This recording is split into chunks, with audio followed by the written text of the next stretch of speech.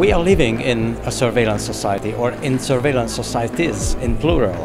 And that's the title of this European Cost Action, which is a research program for 4 years. Last night I was particularly focusing on the aspect of the body in surveillance societies.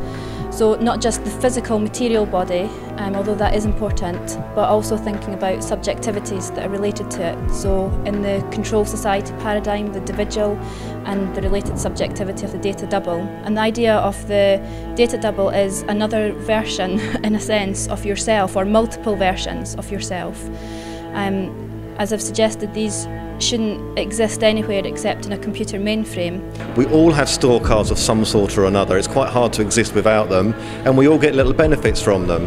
They are massively financially advantageous to the retailers. Once they have access to who we are, where we live, what we buy, they can cross-reference that with other databases. They can cross-reference it against our credit history.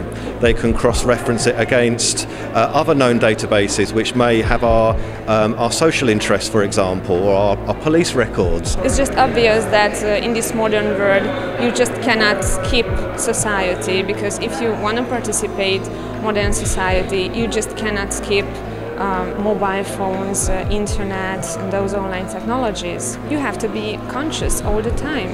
You have to be conscious on how to protect your information and from whom to protect your personal information.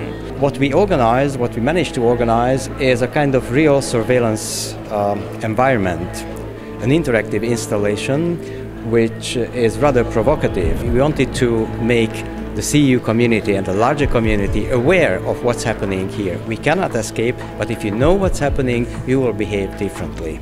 We try to create a surveillance environment in their own safe space, which then we invaded with our cameras, and we had many monitors displaying the CCTVs that we have around the university. So we also had a camera above their heads where they could actually check themselves in the monitor and see what's happening around them.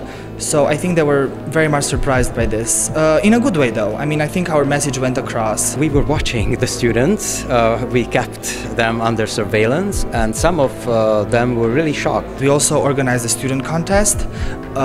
We invited students to submit any visual representation of the way they understand surveillance. I'm a political sociologist from the University of Crete, Greece. I congratulate the organizers, because really I have enjoyed a great event from every aspect. Scientific discourse and this great exhibit. I'm telling you, I have been in various conferences around the world, and it is the best I have seen, which actually, as I was discussing with other colleges, would be great if you could export it.